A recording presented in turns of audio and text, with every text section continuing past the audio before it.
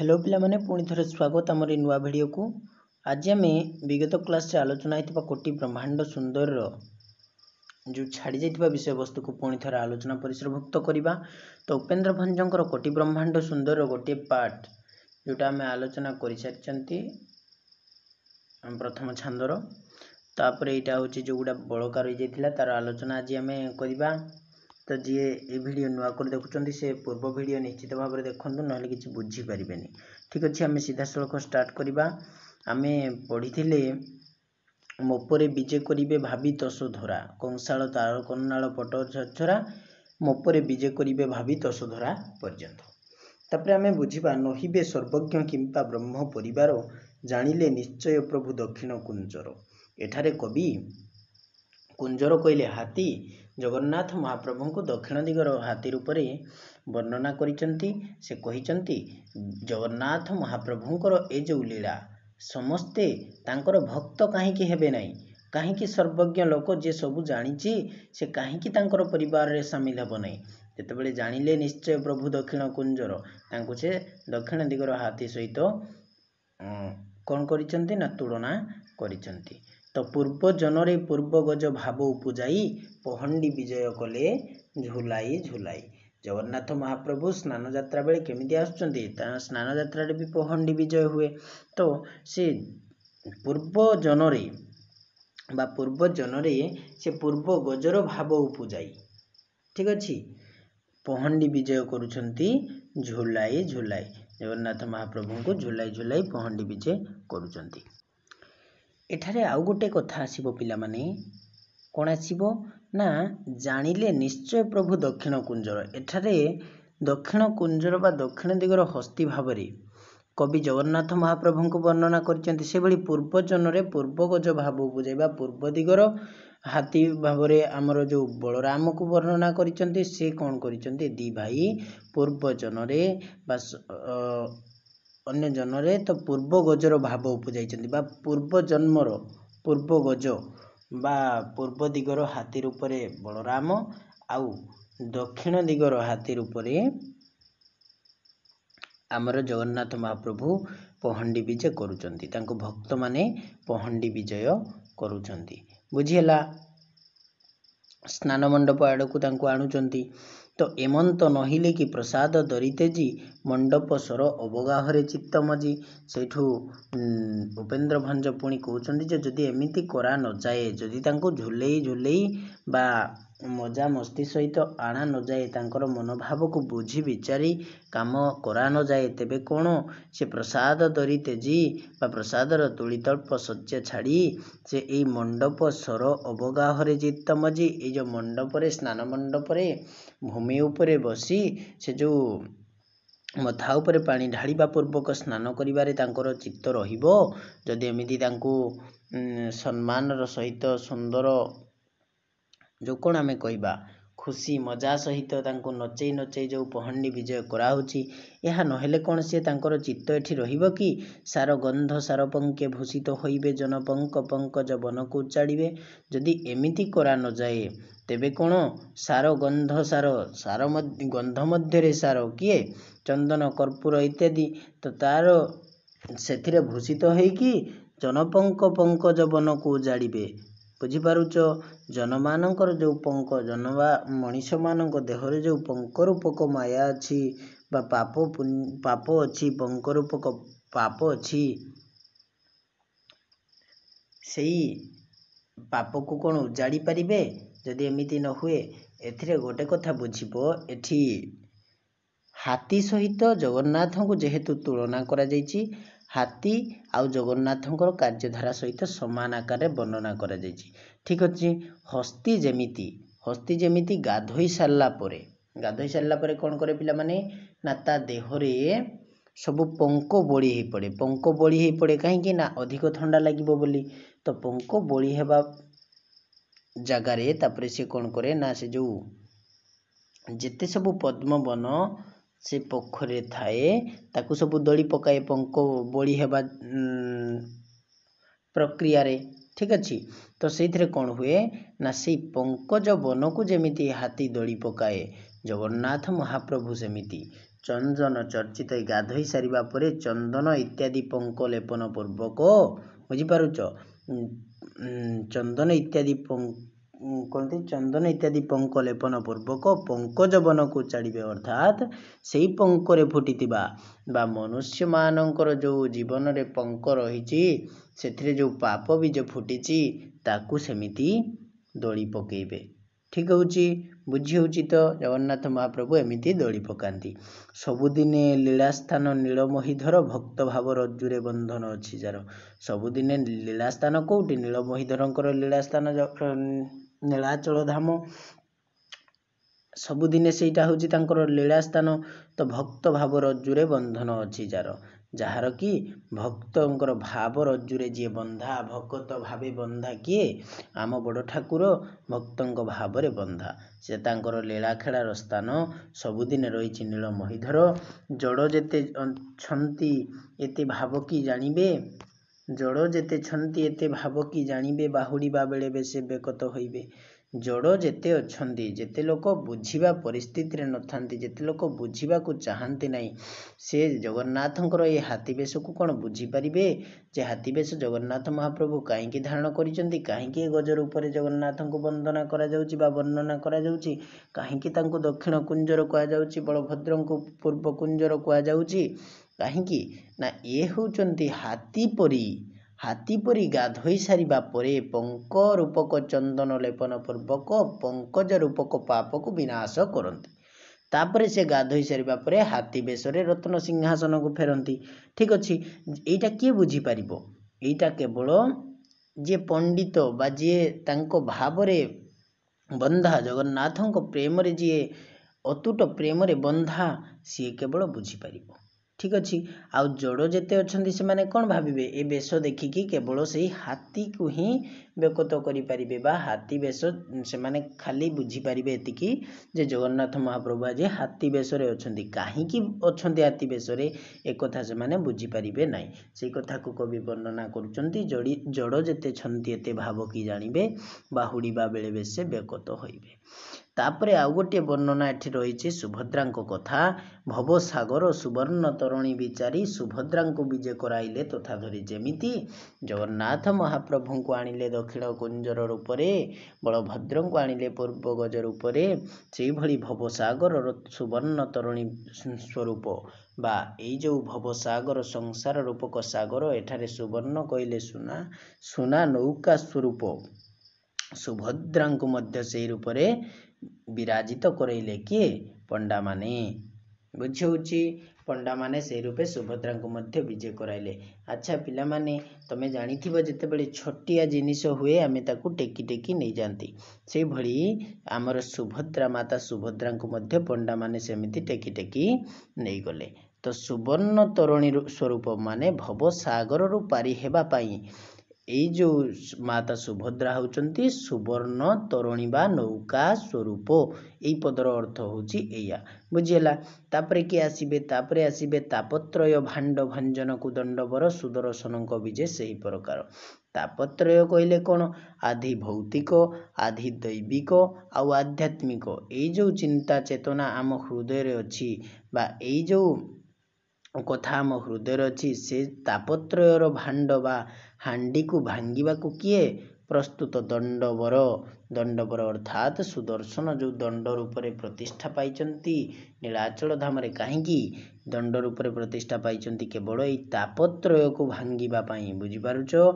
ଏଇ ଯେଉଁ ଆଧି ଦୈବିକ, ଆଧି ଭୌତିକ ଆଉ ଆଧ୍ୟାତ୍ମିକ ତାପତ୍ରୟ ରହିଛି ତାକୁ ଭାଙ୍ଗିବା ପାଇଁ କେବଳ ସୁଦର୍ଶନ ଚକ୍ର ସେ ଦଣ୍ଡ ରୂପରେ ବିରାଜିତ। ଆଉ ତାକୁ ଭକ୍ତମାନେ କେମିତି ଆଣିଥାନ୍ତି? କାନ୍ଧରେ ପକେଇକି ଆଣିଥାନ୍ତି। ଠିକ୍ ଅଛି, ତାଙ୍କୁ ବି ସେଇଭଳିଆ ପହଣ୍ଡି କରାହେଲା। ସୁଦର୍ଶନଙ୍କର ମଧ୍ୟ ବିଜେ ସେଇଭଳି କରାଗଲା। ତାପରେ ଇନ୍ଦ୍ରପଦର ଦାତା ଯେ ରାଜାଧିଜେଶ୍ୱର, ବିଜେ କରେ ଦିଜେ ଦେଇ ନିଜ କର ଭର। ଇନ୍ଦ୍ରପଦର ରାଜା ଯିଏ, ଇନ୍ଦ୍ରପଦର ଦାତା ଯିଏ, କିଏ ଇନ୍ଦ୍ରପଦର ପ୍ରଦାତା? ରାଜାଧୀଶ୍ୱର ବା ଆମ ପ୍ରଭୁ ନୀଳାଚଳ ନାଥ ଜଗନ୍ନାଥ ବିଜେ କରେ ଦିଜେ ଦେଇ ନିଜର କର ଭର। କେମିତି ବିଜେ କରୁଛନ୍ତି? ନିଜର କର ଭରକୁ ଦିଜେ ଦେଇ, ଦିଜେ କହିଲେ ବ୍ରାହ୍ମଣ ମାନଙ୍କୁ ଦେଇ। ବୁଝିହେଲା? ବ୍ରାହ୍ମଣ ମାନଙ୍କୁ ନିଜର ହାତ ଦେଇ ସେ ବିରାଜମାନ କରୁଛନ୍ତି ବା ବିଜୟ କରୁଛନ୍ତି। ଢାଳନ୍ତି ଚାମର ଶ୍ଵେତ ଛତ୍ର ଟେକା ତହିଁ କ୍ଷୀରସାଗର ଲହରୀ ଭ୍ରମ ଉପଯାଇ। ଯେତେବେଳେ ଜଗନ୍ନାଥ ମହାପ୍ରଭୁ ବିଜେ କରୁଛନ୍ତି କ'ଣ ଚାଲିଥିବ? ଛତା ପଡ଼ିଥିବ, ଚାନ୍ଦୁଆ ପଡ଼ିଥିବ, ତାପରେ ଚାମର ପଡ଼ୁଥିବ।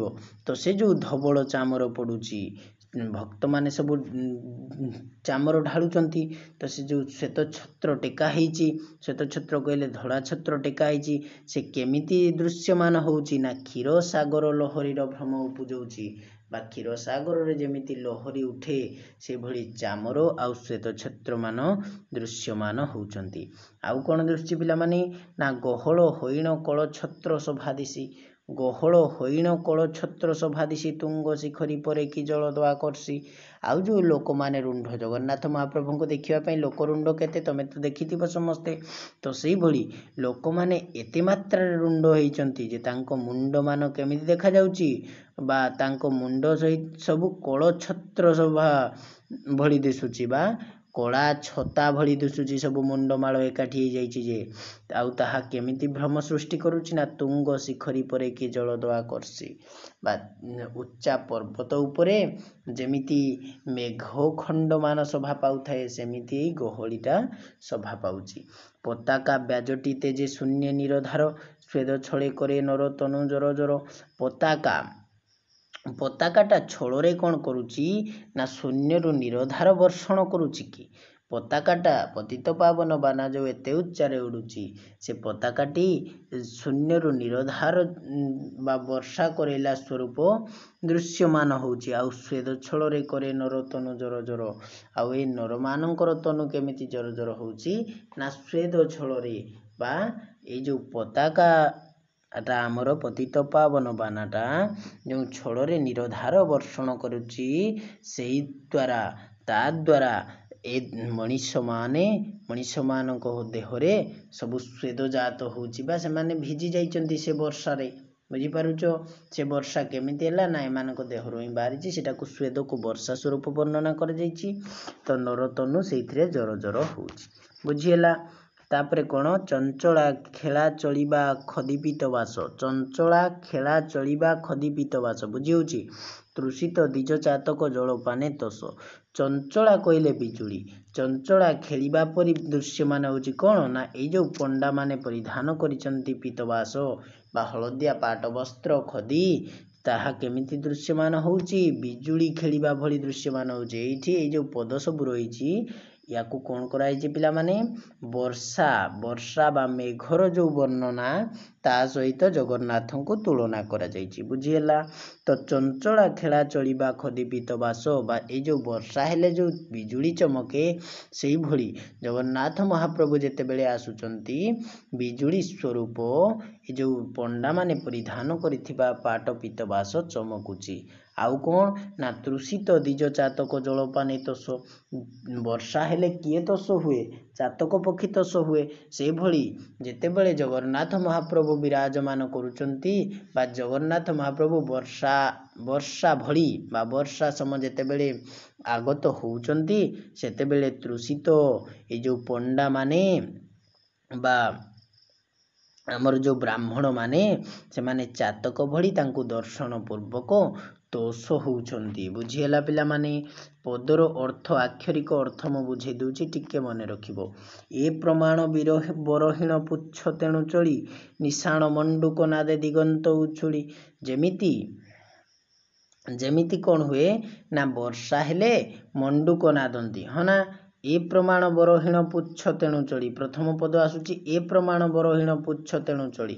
ବା ଏଠି ବର୍ଷା ହେଲେ କ'ଣ କରେ? ନା ମୟୂର ନାଚେ ପିଲାମାନେ। ତା ପୁଚ୍ଛକୁ ଟେକି, ପୁଚ୍ଛକୁ ମାନେ ପୁରା ବିସ୍ତାରିତ କରିକି ମୟୂର ନାଚେ। ସେମିତି ଜଗନ୍ନାଥ ମହାପ୍ରଭୁ ଯେତେବେଳେ ଆସୁଛନ୍ତି, ବରହୀଣ ପୁଚ୍ଛ ତେଣୁ ଚଳି पुच्छ बा मयूर पुच्छ को सब चालना करा जाए देखिथिबो तुम माने जेतेबेले पहंडी विजे होतबो मयूर पुच्छ सब चालना कराउतबो काहेकि ना यांकु मेघ भली वर्णना करा जाइछि बुझी पारुछ जगन्नाथ महाप्रभु होचंती मेघ सम आउ कोन हुए जगन्नाथ महाप्रभु जेतेबेले आसंती निशाण मंडूक नादे दिगंत उछुड़ी जेमिति वर्षा आसिले मंडूक माने राबंती कें कटर तांकर चलै थांती पूरा दिगंत उछुड़ी जाउतबो से शब्द रे से भली जगन्नाथ महाप्रभु रूपक वर्षा जेतेबेले आगत होउचंती कोन होउची ना निशाण रूपक मंडूक नाद सुबुची निशाण कहले कोन पिला माने निशाळ कहले होउची गोटे वाद्य यंत्र जोटा होउची नागरा वाद्य ठीक अछि निशाणटा होउची नागरा वाद्य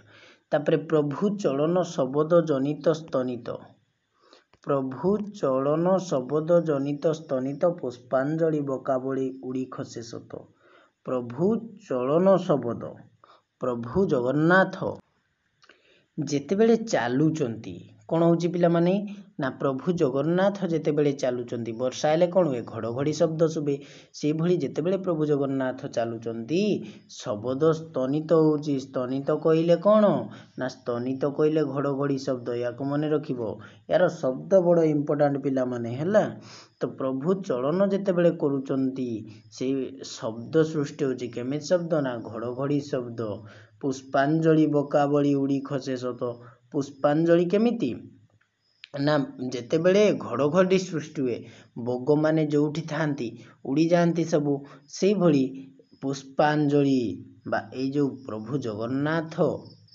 जेतेबेले चालुचंती से कोन शब्द होउची घड़घड़ी शब्द होउची सेतरे पुष्पांजलि रूपक बकाबली उड़ी खसुचंती हैला पुष्पांजलि कहले भक्त माने फिंगुचंती पुष्पांजलि निजर प्रदान करूचंती जगन्नाथ महाप्रभु को सेगुड़ा को सब बग सहित तुलना करा जायछि एमंत स्नान मंडपे सिंहासन परे एई भली स्नान मंडप उपरे सिंहासन परे विजय महाप्रभु घेनी भग्नि सह दर काहाकू धरिकी से विजय करिचंती ना भौणी आउ भाई को धरिकी स्नान मंडप रे सिंहासन उपरे महाप्रभु विजय करिचंती नागनर किन्नर गंधर्व छंती चाहि किए चाहिंचंती ना नाग नर किन्नर गंधर्व एमाने सब चाहिंचंती एमाने कोठ रहंती पिला माने एमाने होचंती स्वर्गवासी ठीक अछि तो नाग नर किन्नर गंधर्व छंती चाहि अनेक कनक घटे पूर्ण करी तई कौन पूर्ण करिचंती बा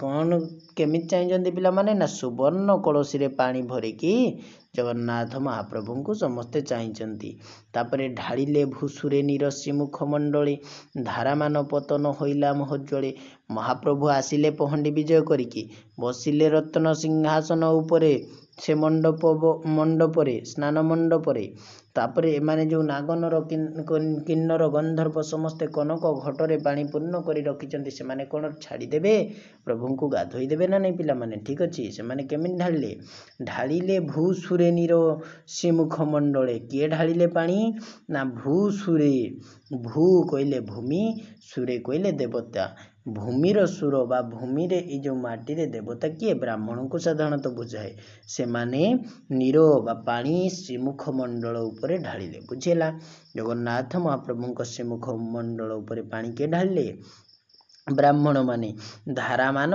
पतन होइला महज्वले धारामान केमिति उज्ज्वल उज्ज्वल दर्शन पूर्वक उज्ज्वलता प्रदर्शन पूर्वक धारामान पतन होला जेतेबेले महाप्रभुଙ୍କ उपरे पानी ढाळा हला धारामान पतन होला किमेरु हीरा माराग हेम शृंगु खसी जाह्नवी जमुना हरिताल धारा आसी जे ए शब्द सब को बुझ हैला कि मेरु कहले मेरु पर्वत हीरा माराग ठीक अछि हीरा कहले कोन बुझी पारुच तो हीरा कहले कोन मेरु पर्वत रो हीरा आउ माराग कहले मरकतमणि मेरु पर्वत रो मरकतमणि खसिबा स्वरूप से गुडा दुसछि हैला केमे दुसछि से कनक घटरे पानी जो ढाली देले महाप्रभुଙ୍କ उपरे मेरु पर्वत रो हीरा आउ माराग बा मरकतमणि खसिबा परि दिसुछि आउ हेमशृंगरु बा स्वर्ण शृंगरु कौन खसुची ना जाह्नवी गंगा जमुना आउ हरिताल धारा आसुची एई भली दृश्यमान होला जेतेबेले महाप्रभुଙ୍କ मस्तक उपरे ब्राह्मण माने पानी ढाळिले तापरे लेपन चंदन खसी दिशिला एमंत, लेपन चंदन खसी दिशिला एमंत, सेतिनी सुंगु की जात तरल रजत। जेतेबेले चंदन सबू लेपा हला, ठीक अच्छे, से पुणी खसी पड़ुची। चंदन जेतेबेले लेपा चलीची महाप्रभुंक श्रीअंगरे से पुणी खसी पड़ुची। से केमिति दिशुची ना से तीन श्रृंगरु बा से तीन श्रृंग रूपक क्या तुलना कराई, बलभद्र सुभद्रा प्रभु जगन्नाथ को तुलना कराई। तो से तीन श्रृंगरु की जात तरल रजत, रजत कहले कौन, रजत कहले होउची रूपा। तो से तीन श्रृंगरु जमिति तरल रूपा सबू जन्म होउची कि बा बाहरुची कि सेमिति दृश्यमान होतला जेतेबेले तांको तीन जनक अंगरे चंदन सबू लेपन होतला। ठीक अच्छी, देखिला आखिरे दरिद्रता न रहिला, मन ही दुसह दुख मान उपजिला। जे देखिला पिला माने एठु बुझ, जे देखिला से समय को बा से समय रे प्रभु को ता आखिरे आ दरिद्रता रहिला नहीं, मन ता मन दुसह दुख मान जो दुख सही होनथिला से भली दुख मान सबू उपेक्षिला बा छाड़िला। हरि चंदन संगरु सेही बोली घेनी, विचारिले हेबे तो बांछा बरदानी। हरि चंदन संगरु सेही बोली घेनी, हरि चंदन संगरु सेही बोली घेनी, या बुझ टिके भलरे हैला। सेठू कवि एठी वर्णना करुचंती, शुण केमिति ना हरि चंदन संगरु, जो हरि एठी चंदन बोली हेचंती से केमिति दुसचंती ना यांकु कहा सहित तुलना करियबो। से विचार कले जे होची बांछा बरदानी, बरदान बांछा बरदानी किए किए बांछा बरदानी, जे माने कहिला मात्र के सब किछि हेई जाए, माने पूरण हेई जाए, सेटा होची कल्पतरु हैला। कल्पतरु मूल बसिकी जे जहाँ मागंती सब पूरण हो जाए।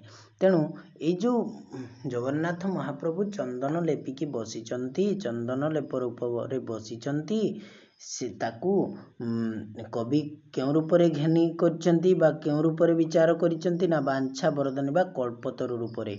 से गला प्रथमे आमर जो या पूर्वरु से मेघ सहित तुलना करथिले, ठीक अच्छी, मेघ सहित तुलना पर वर्तमान पुणी ता पूर्वर समुद्र सहित भी तुलना करथिले। इना वर्तमान आसुची आमर कल्पतरु सहित जगन्नाथ को तुलना, ठीक अच्छी, बुझ भलरे बुझ। सबु रूपे ए उपमा उत्तम संभवे, विराजित भुज शाखा अधर पल्लवे।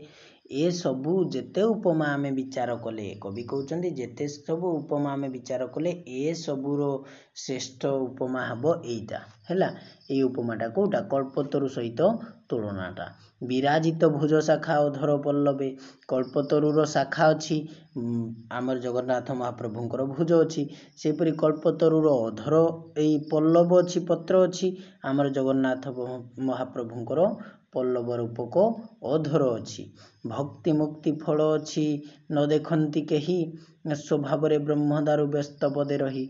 भक्ति मुक्ति फल कल्पवटरे फल अच्छी, से भली जगन्नाथ महाप्रभु रूपक वृक्षरे मध्य फल अच्छी। कि फल ना भक्ति और मुक्ति रूपक फल, ताकू केही देखि पारंतिनी, कल्पवटर फल को मध्य केही देखि पारंती नाही। स्वभाव रे ब्रह्मदारु व्यस्त पदे रही, स्वभाव रे एमिति भी कोन ब्रह्मदारु, आमे कल्पवट को कहू ब्रह्मदारु, से ताकू जदि व्यस्त पद करिबा बा ताकू जदि ओल्टे लिखिबा, व्यस्त पद कहले ओल्टे की लिखिले हैला। तो ओल्टे देले दारु ब्रह्म हो जिवो। ब्रह्म को दारु जो कौन करिछि, ब्रह्म को दारु घोड़ी ही रही, से भली ये ब्रह्म दारु सी होची दारु ब्रह्म। जगन्नाथंग भितर आसिला समानता, ठीक अच्छी। सुरभीर स्थान सेनापटा बड़कल, सुरभीर स्थान बा एठी सुरभी गाई माने सेमाने आश्रय नहीं थांती कल्पवट मूलरे, से भली सेनापट जगन्नाथ महाप्रभुंको मूलरे सेठी जेमिति कामधेनु माने आश्रय नेले, जगन्नाथ महाप्रभुंको पाखरे सुगंध मान आश्रय नेले। सुगंधर स्थान होचंदी जगन्नाथ महाप्रभु। सेनापटा बड़कल, सेनापटा कहले एक प्रकार काष्ठ, जेमिति आमर कल्पवटर काष्ठ रही बड़कल घड़ी होइकी, सेमिति जगन्नाथ महाप्रभुंको कौन होइची ना ब्रह्म को आमर काठ घोड़ी होइकी रही, बुझीला। सुरभीर स्थान सेनापटा बड़कल, सेनापटा कहले कौन एक प्रकार काठ हैला, बड़कल कहले तो बुझी पारुतबो। आउ कौन रही ना जहापदे सदा ढड़ ढड़ गंगा जल आमर कल्पतरु मूल गंगा नदी बोही जाए समस्ते जानिथिबो पिला माने कल्पतरु मूल सब गंगा नदी बोही जाए से भली जगन्नाथ महाप्रभुंकर नख कोणरे गंगा अच्छी तो यही हूँ उपमा बुझीपारुच एमिति जगन्नाथ महाप्रभु को कल्पतरु सहित से समान दृष्टिकोण रे देखिचंती किए कवि तो भाग्यरू ए उपमा कारक मुझे हेली पुलकित शरीर हरिरे स्तुति कली सेठू कवि कहउचंती मो सौभाग्यरू ए उपमार कारक मु हेली ए उपमा करिछि किए कवि करिचंती तो पुलकित शरीर हरिरे स्तुति कली आनंद स्वरूप बा पुलकित शरीर रे आनंद स्वरूप रे से हरिरे बा हरिंकु स्तुति कले किए आमर कवि कवि के पिला माने उपेन्द्र भंज ठीक अच्छी महिमा अनंत प्रभु महिमा अनंत एठी दी कथा आसिला देख दीटा अर्थ आसीबो महिमा जार महिमा होउची अनंत जार भावना होउची अनंत जार कृपा होउची अनंत आउ कोन महिमा महिमा कइले माँ लक्ष्मी अनंत कइले शेषनाग बा बलभद्र महिमा अनंत जार महिमा अनंत सेई प्रभुंकर महिमा आउ अनंत बा लक्ष्मी आउ भ्राता मनोहरी सहोदरी होई जार ख्यात लक्ष्मी आउ बलभद्र कौन मनोहरी होउचंती लक्ष्मी सहोदर होउचंती भाई रूप रे ख्यात बुझीला जार महिमा अनंत तार भाई आउ सहोदरी रूप रे लक्ष्मी आउ अनंत ख्यात अरिदर कर विभो अरिदर कर जुगे जुगे धर नाना विध अवतार अरि कहले कौन अरि कहले साधारणतः शत्रु आउ चक्र से भली दर कहले आसीबा हमर शंख आउ भय जगन्नाथ महाप्रभु हाथ रे चक्र आउ शंख धारण करिथांती से भली आमर शत्रु रो कोन करंती शत्रु को से भय देखाई पारंती बा शत्रु हृदय रे भय संचार करंती ए दिटार अर्थ आसिला से भली अरि दर कर जे अरि बा चक्र आउ दर कहले शंख जा करोरे शोभित अरि दर जहा करोरे शोभित आउ कौन अरि दर कर अरि कहले शत्रु को जी भय प्रदान करि पारे जुगे जुगे धरे नाना विध अवतार एइथिपाई शत्रु को भय देखिबा पाई दुष्ट निवारण अर्थे से नाना विध अवतार धारण करिथांती तापर आसुची विभीषण अघोर विभीषण अघ विभीषण कहले कौन विभीषण कहले रावण रो भाई बुझी अघ कहले पाप विभीषण रो कौन पिला माने पाप जी हरण करिचंती विभीषण रो पाप जी हरण करिचंती आ विभीषण कहले भीषण ठीक अच्छी विभीषण कहले प्रचंड भयंकर आ भयंकर रूप रे जी अघ बा अघासुर आउ हर अघासुर बुझी अघासुर को विनाश करिचंती अघासुर पाप को मध्य विनाश करिचंती स्थान करिदेल लंका निज कलेबर जे निजर कलेबर को लंका रे स्थापन करि पारिचंती बा लंका रे विभीषण को राजा करे दैचंती तो निजर प्रतिनिधि रखिदेले ना तो विभीषण अघ एठी आसिला विभीषण कहले रावण रो भाई अघ कहले पाप बुझिला विभीषण रो पाप मोचन करी ताकू लंका रे राजा करे देले आ विभीषण प्रचंड रूप रे अघ बा अघासुर को साजुज्य मुक्ति प्रदान कले ठीक अच्छी ए पदर अर्थ आसिला तापर आसुची भव विरंची पूजित हे भव विरंची कहले हर ब्रह्मा भव विरंची कहले हर आउ ब्रह्मा जहा को पूजा करती हे भव विरंची हे भव कहले संसार विरंची कहले जी रचना करे बुझीपारुच हर ब्रह्मा द्वारा पूजित होतिबा हे भवर स्रष्टा सूची बल कल सदानंद सूची हे तांको वंदना करुचंती सूची कहले पवित्र सब बेले जी पवित्र हे सदानंद आपण होउचंती अग्नि को मध्य ग्रास करिकी ताको मध्य गर्भस्थ करि पारिछंती माने जगन्नाथ महाप्रभुंकर विभिन्न जो रूप रे लीला मान करथिले जेतेबेले श्रीकृष्ण लीला से अग्नि को गिली देथिले ना सूची कहले अग्नि से अग्नि कथा मध्य एठी उच्चारण करिछंती जे आपण भवविरंची पूजित बा हर ब्रह्मांक द्वारा पूजित आपण भवर सृष्टिकर्ता आपण सर्वदा पूत बा पवित्र आउ आपण अग्नि मध्य विध्वंसकारी ठीक अच्छे ये भाव में स्तुति करुँच कवि उपेन्द्र भंज तापर निजर कामना उपस्थापन करिसेंती जे रचिबी कोटि ब्रह्मांड सुंदरी चरित सुजाति सुमना परी होइब ए गीत सुजाति जाति रे सुंदर आउ सुमना सुमना कहले फूल परी होइब ए गीत सुरभीर मोहित मानस हेबे दिव्य सुरभीर मोहित मानस हेबे दिव्य सुरभीर तार जो बास्ना रे से जो सुमनाटा फुटिबो तार बास्ना रे मोहित हेबे किए दिव्य जन माने गुणवंते हृदमाला करिण धरिबे जो गुणवंत लोक माने से माने हृदय माला करिण याकू धरिबे आउ रसिक भ्रमरे हेबे रस घेनी बस एठी जो रस उत्पन्न हब भ्रमर स्वरूप से रसिक माने से रस घेनी कि बस हेबे आउ निर्गुणे घेनिले न घेनिले अचिकेश ताकू निर्गुण रे घेनिबा उचित न घेनिले आउ तांकर कोन बा अछि से कथा को सी उपस्थापन करिचन जे कवि उपेन्द्र तब कृपारे होईची एते मनोरथ सार्थे कि संशय अछि तो एठी पिला माने मुख्य कथा आसिला प्रथमे तांको आमे जो आज आलोचना कले आज आलोचना रे कोन कोन आलोचना हला ना तांको प्रथमे गज सहित वर्णना हला जगन्नाथ महाप्रभु को गज सहित आगे वर्णना कले किए आमर उपेन्द्र भंज तापरे तांको पुणी आउ कौन कले ना मेघ सहित वर्णना कले बुझे तापरे तांकर कल्पतरु सहित वर्णना कले तापरे तांकर जो मनोभाव को प्रकाश करछंती कवि ये हूँ प्रथम छांद जदि बुझी न पारे तेबे मते पुणी थरे जणेबा को अनुरोध रहिला पिला माने बहुत लंबा हो जाउची वीडियो आहुरी सुंदर भाव रे बुझेई पारि थांती तेबे ए शॉर्ट वीडियो रे एते सारा कथा कहि हो नै ठीक अछि रहुची जय जगन्नाथ।